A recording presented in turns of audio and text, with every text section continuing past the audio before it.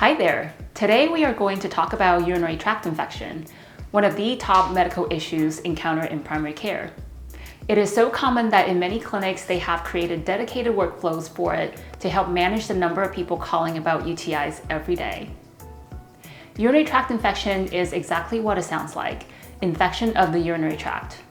What are the structures of a urinary tract?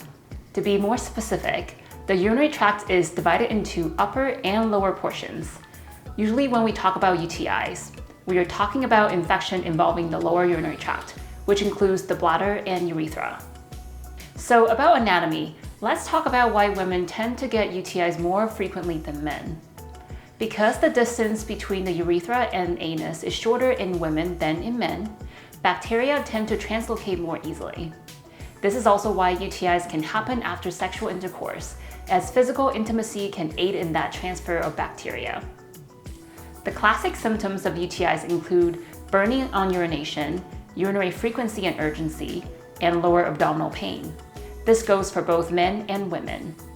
Confirming UTI requires testing of urine, but sometimes when the symptoms clearly indicate presence of UTI, and there is prior history of UTI, doctors will typically prescribe antibiotic right away.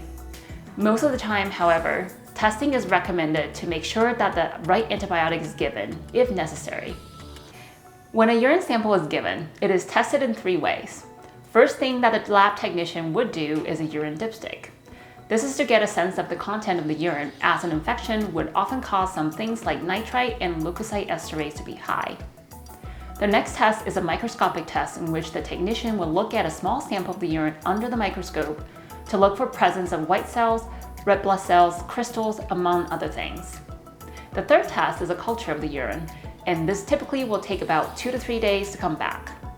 This is really the gold standard way to confirm UTI, as typically you would have growth of one species of bacteria over a certain level of growth threshold.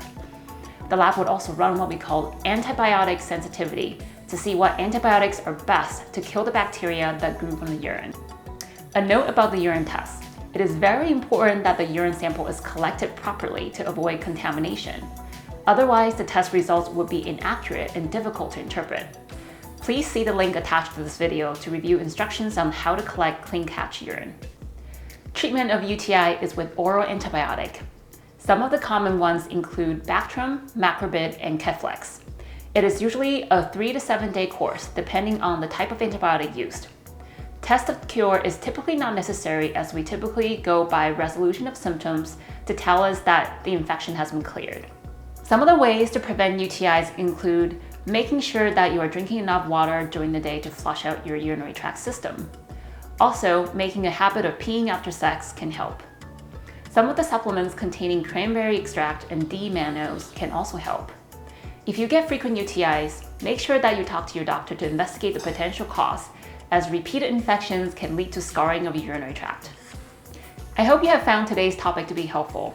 If you like what you saw today, drop me a word and let me know what other topics you would like to hear about. Otherwise, I will see you next time.